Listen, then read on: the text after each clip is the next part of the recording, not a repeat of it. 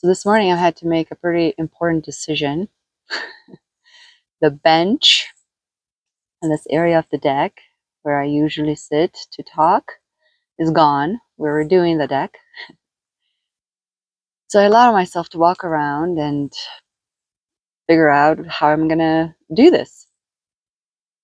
It's very funny because I chose a spot pretty much next to where the bench used to be. And I thought, we humans are so funny, right? But then I remembered because before, the previous owner used to have this space with a stone bench next to the built-in bench, and I could just picture him reflect and meditate early mornings and evenings in that spot. There's something in this area of the property that really invites stillness in. And I thought, yeah, this is exactly it, right? Because I had to take a break from making videos, from social media. There was a restructuring that already took place, and it's ongoing, right? Like there's no break, there's no pause, unless we choose to pause. And that was the choice too, because what was kind of developing, if you've been following me, you know I've been in this language issue, right? Language was increasingly becoming a problem of how we express energy. And I feel like during this pause, that problem has been solved. There's nothing left to talk about in that way. And the problem has been solved. I feel like we went around this language just assigning meaning spiral enough where we got tired. And for the past couple days, I could feel the pull back. It was like this negative pressure sucking me in to take another video. And I didn't really have a theme. Like, what am I going to talk about? I feel it. At the same time, I could feel the buzz of the platform itself. And even before, a lot of my videos was from this place of sharing. But now even that became just too loud. The want to share, the voicing out, even that became, like too loud. I don't know how else to explain it. And I think I want, and that was kind of the condition. If I'm gonna share, this space cannot be a platform. This is not a YouTube platform where we meet. It has to be the hill.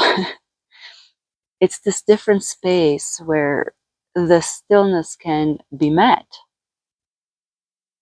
And even the effort of creating a thumbnail, the effort of creating a description and all that felt like an effort. If I am to talk, that is not even sharing, like I don't even know. It has to be a place of presence, of such stillness, of resonant breath, of coherence. And this morning when I woke up, it felt the space was that. It was a playground. It wasn't a platform. And I said, okay. And I really think that I want to redo everything because we changed so much. This place of sharing, it's not that we're sharing insights or we're sharing realizations. We're literally sharing coherence. We're coming into this common field without losing ourselves. And it requires a different type of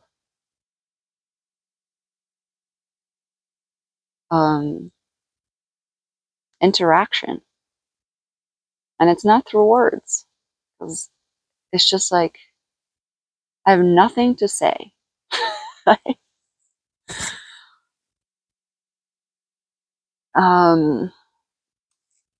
Okay, maybe I'm taking it back. I do have something to share. I want to share the wider context. I now have nothing to share from. I'm coming to you from more sorrow and more suffering, but there's also this beauty, this stillness in it of we're able to hold this together. The day there's a lot of violence, let's just say, right? There's a lot of violence. And what I'm picking up with this violence, it's kind of like this phenomenon of volcanoes, right? Or anything, lightning. There is a buildup of pressure, right? The lava is building up in these areas, and when that pressure reaches a point of expression, a point of release, it's releasing. What is clear that these are not random events per se in the structure of consciousness. They happen in areas where the edges of consciousness can hold that release, right? So same with the volcanoes. It happens in areas where the tectonic plates are also strong enough to create a containment so that the release, even though it is chaotic and damaging, let's just say, it is very much contained and it is very much under control. So as a, just to also have a relation in a tangible field where I'm coming from, the day that Charlie Kirk was assassinated, we also had a high school shooting in our little town. It shattered all illusion of what the space was. But I got it. It brought us into a stillness so still, so in surrender.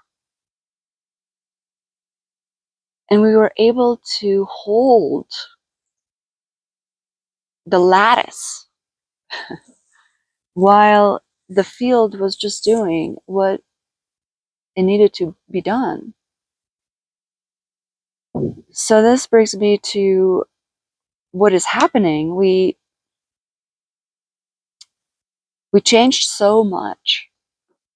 And I say we because if I changed, I know I'm average. I don't know how I know it. I've always known that. And I mean like average, like in math, like a mean, right? And my friend was like, how can you say that? Because it's not an ego thing. It's not you know, structurally from a consciousness structure of the wave that's expressing as these little dots, these little nodes that are us. I'm average within that web. I've always known that. And if I am reaching these levels of stillness and breath, we are in good shape energetically. And these outbreaks of violence and these things that what do we call collapse and what do we call whatever else, I don't know, negative words. There are finally these liberations, these pressure points, these illusions that were, I want to say fake, but there's another word that just constructed from this level of separateness, this level of unawareness of what we are. And the way they were kept up past their due time created this tension in the ether. So now, because we are in high tension, so no, I actually don't consider myself average in terms of awareness of the population. But if I'm in this average space, that means there's people out there that are embodying 7, 8D consciousness here in their body. And I'm not talking, I mean, there's always, monks and those type of people that have dedicated their lives into the stillness. Arva, leave it. I'm talking about the people that you meet at your local grocery store. I'm talking people that that have figured out the stillness within their body, that have figured out what coherence means without the music, without the forceful tone setting. They are the tone. They are the stabilizing anchors. So what we are seeing is, because we are capable of holding that, these outbreaks, this volcanic releases can happen. And that sorrow, and I definitely spiraled. But then I caught myself. I only spiraled for a day.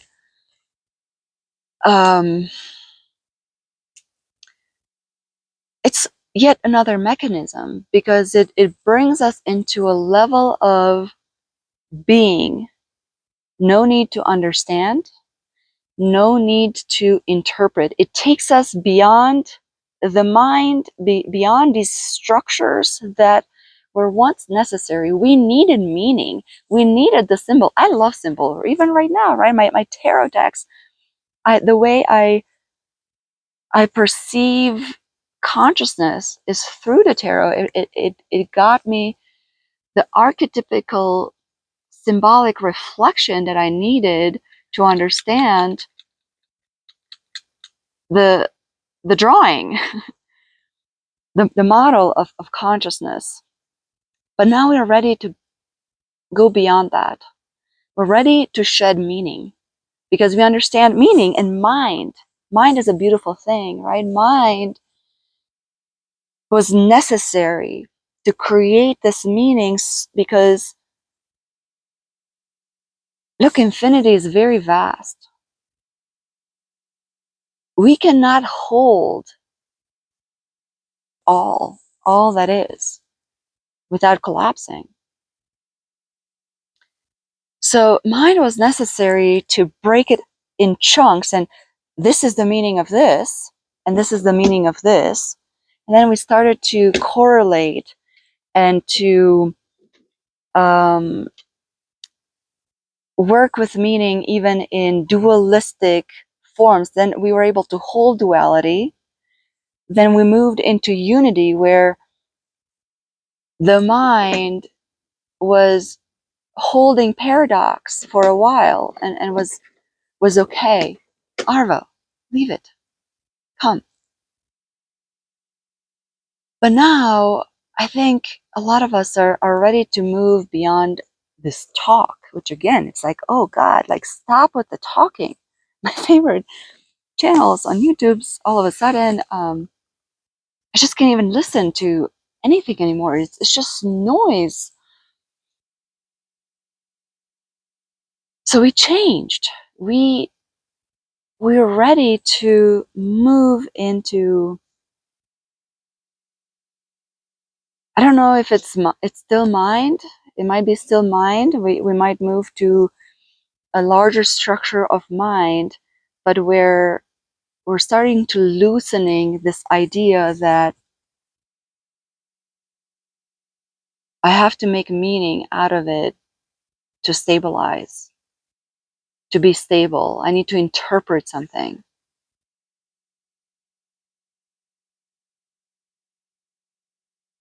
So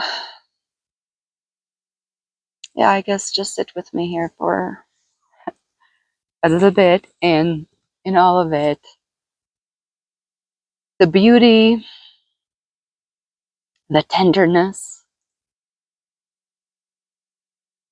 without having to solve it, without needing to understand it.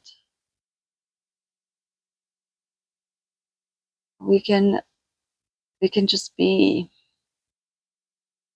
and breathe. Just be and breathe.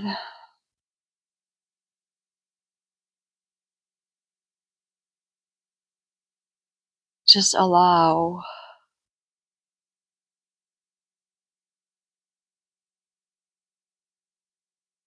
the body to decompress.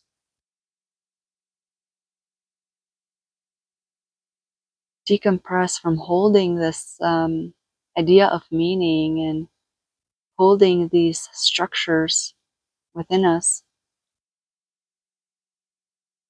that we needed. That we needed to create identity, create a safe space. And as that safe space is breaking apart, so the irony, right, is that I live in a small mountain community, and the big idea here was that this is safe.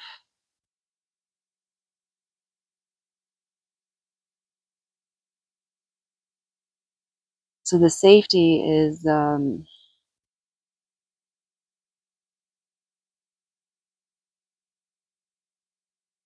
was kind of like a prison, the idea of safety, right? A prison to the first chakra. And I actually had an experience where this lattice was on top of my perineum. This past weekend, I became aware of it. And it first loosened.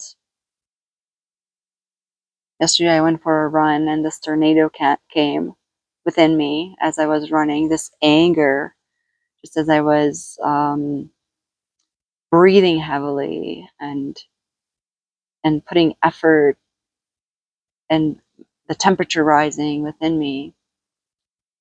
And this tornado just started moving inside my body with the breath and just shredded that thing to pieces. So I know that on a collective basis, we're coming into real existence. And the real existence is that we don't have to justify ourselves with meaning. We are big enough to hold freedom, which is love.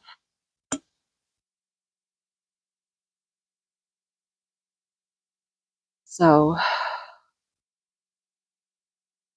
it's a beautiful space. It's a beautiful place, even in sorrow. Let's see how this wants to keep unfolding.